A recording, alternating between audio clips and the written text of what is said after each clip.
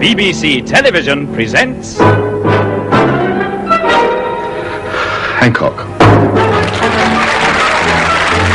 Listen up, Sid, you're religious. Listen to this in today's paper. Religious? No, I'm not. I distinctly remember you telling me that you went to church, Sid. Yeah, once in 1953. Go on, why was that then? 1953 was when me mum and me dad got married. Satisfied? That's no good, you've been misleading me again. I thought I could rely on you, but once again you've fallen short of the required moral standards. Well, go on. What's in today's paper then? I did once have a chat with the vicar. What ecclesiastical problem did you two clear up then? Nothing, he said I was standing on his foot. I don't know why I bother talking to you. There's some deep philosophical thought needed here, and all I've got is you. Oh, very much. Go on, as I say, try me out. Well, here it is in black and white. The vicar of the Church of the Holy Sepulchre of St. Francis of East Cheam says that in 2018 we're going to have a blood moon, and it's the sign of apocalypse. Yeah, a calypso. I like a nice calypso. Lemon tree, very pretty, and the lemon flower is sweet. Apocalypse, you fool, not calypso. This isn't for the perpetually superficial, Sid. This is important. The apocalypse, that's when the Vietnamese attack us. Why this year then? What's so special about 2018? Well, according to the vicar, Sid, it's the first supermoon we've had since 1366. And you know what happened then? No, I didn't happen to be around then. Did something happen? What happened then? Sid James, I despair. What happened? Everyone knows. No, I don't. What happened? Just a minute, I'll look it up. There you are. The Stella Artois brewery is founded in the Low Countries. Yeah, that's good news. I like a drop of Stella. But what's the moon got to do with it? I've never seen the moon doing anything. It just sits there and gets on with it. The moon doesn't do nothing, Hancock. It's going to be a super blue blood moon, Sid. That's the difference. I don't suppose you've seen one of those with your great big telescope, have you? Don't be daft. The moon's the moon. It's just big and white. It's not blue and there's no blood. Anyway, blood isn't blue unless you're a freezing tramp in Windsor. Not according to our vicar, Sid, and he should know he's got a direct line to God. No, he hasn't. What's so special about vicars? They're humans just like you and me. Well, like me anyway. He's a man of the cloth and a close acquaintance of the bishop. It says in the paper he saw the relic of St. Francis of East Cheam pointing skyward, and he distinctly heard the word moon. Where on earth was this then? He said it was just after 6 o'clock and he was in his front room. He probably heard it on the radio. The DJ saying, here's another tune or something. Or a band playing Moon River. That's just it, Sid. That's the miracle. The radio wasn't turned on. It must be an omen, as he says. The vicar's got 6th sense, you know. He picked all the winning tickets at the bottle store in last year's fete. Oh, give up. There's no such thing as omens. It's all superstitious nonsense. Well, what about the hand of St. Francis of East Cheam then, Sid? St. Francis who? I don't know nothing about him. What's he do? What's he do? What's he do? St. Francis is the patron saint of East Cheam. He was a martyr in the 5th century. We've got our own martyr, haven't we? I thought that was you. Very funny, Sid. Ha ha. No, St. Francis is our official martyr, and we have his arm preserved in the church crypt. Although I am a martyr to me chilblains, they're giving me jip. How did he become a martyr then, Hancock? The poor fellow lost his arm in an accident. He was picking a silver denarius off the road to give it to some poor wretch when a chariot ran him over. The charioteer ran over St. Francis? No, the poor wretch. St. Francis lost his arm in a swimming accident a few weeks later.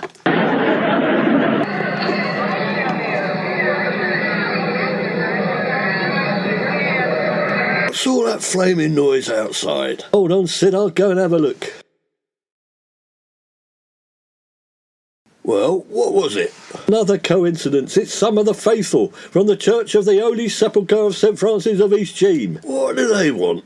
They can have some of your old suits for jumble. No, they flaming well can't. That's good quality Brian nylon from Burton's. No, they're parading the relic of St. Francis. What on earth are they doing that for, Hancock? It's a bit weird, isn't it? It's to ward off the apocalypse, Sid. The blood moon is next Wednesday, and they've given me some holy water to sprinkle on your cornflakes in the morning. Why on my cornflakes? Why not on your porridge? Because you're the one who needs sorting out the most, Sid, to avoid turning East Cheam into Soho. 2 of the parishioners are coming over in a minute to help. You know I don't get on with churchgoers, Hancock. I always feel I've done something wrong. Well, they've got that right, haven't they? I told you they've got 6 sense. They can sniff out a heathen from 30 paces. Good evening. I'm from the church, and my name is Lay Brother Snide. I'm very pious, you know. What do you lay then, brother? Well, it's not eggs or nothing. No, this is a serious matter. Have you had any plagues in your area? Have you been suffering from acne, pimples or boils, Mr. Hancock? I've got a few bottles of my facial scrub left if you need them. Well, I had a little razor rash this morning. I struck me razor a bit hard, I think. Oh, we've got something for all the plagues, Mr. Hancock. That's the first. Here's a bottle. That will be $39.99. By the way, I'm collecting for the church. The atheists couldn't spare a few quid as well, could he? Well, here's 50p. That's all I've got. It's been a bad day at the betting office. Well, as soon as I saw you, I said, oh, we've got a right sinner here. You can pay your penances and absolvences to me if you like. Oh, I'm Sid James, by the way. Haven't I seen you in the betting office? Oh, no, I always cross the road when I pass Sir James Turf Accountants. And then it's full of the same sort of people as me. I mean, vagabonds and the sort of women my mother warned me about. Steady on, that's my business you're talking about, Mr. Snide. Oh, yes, that's Lay Brother Snide to you. Ha ha, he's got you worked out, Sid. He knows you work for the other side. He's got your card marked.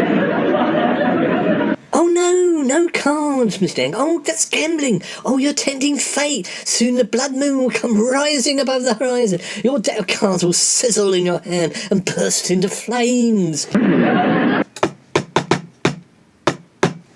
Oh, hello, Mr. Hancock. Can I interest you in some blood moon commemorative souvenir ware or a holy relic? No thanks, lady. I'm trying to give 'em up. Now, look in the paper here. It says that atheists are more intelligent than religious people because they rely on facts rather than intuition. That's blasphemy, Mr. James. It's we religious people who are the intelligent ones. Only we know how to stop the apocalypse. I'm terribly sorry, Miss Jakes. I've got to apologise for Mr. James. He's a committed atheist. I've tried to lead him to higher things, but I regret to say I failed. Only the other day I tried to get him to tidy his room, and all I got was the rough side of his tongue. Never asked me to clean my room, and no, I didn't do that. That's slander, that is. Yes, I know the type. Oh, we meet a lot of the unrighteous in our line of work, Mr. Hancock. And we do our best to save them from a life of iniquity. Oh, that's a nice little earner too. I mean, they cough up the loot when they know we're onto them.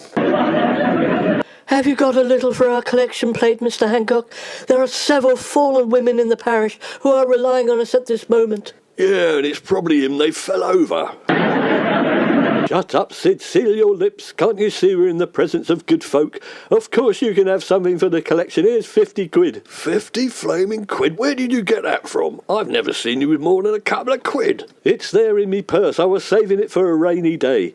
It's up to me how I spend my money, said James. We don't want East Cheam turning into a gambling and pole dancing den, do we? I don't know. That sounds like a ruddy good idea to me. Plagues, Mr. James, you mustn't forget the plagues. It's going to take more than 50p to stop them. I was walking down East Cheam High Street when 30 rats went running past me. Oh, that's all right. That's the pet shop, Miss Jakes. He lets them out for a lap round the village every Tuesday morning. I don't believe in all this mumbo-jumbo. It's all rubbish. It's not going to happen, and I'm going to save me money. Mumbo-jumbo? Oh, you said the mumbo-jumbo thing, Miss Jakes. Oh, you are an unbeliever. Oh, I'm going to cover my ears and hum. Mr. James, you've upset him now. He's extremely religious. The only thing that would stop him is if you'll apologise and put another oneer in the collection box. Yes, I think you ought to do what she says, Sid. We don't want anything bad happening to us, do you? Don't be so gullible, Hancock. I know where I've seen these two. They regularly place bets, and their cash is counterfeit. They're part of a gang of swindlers. Oh, no, I'm not listening.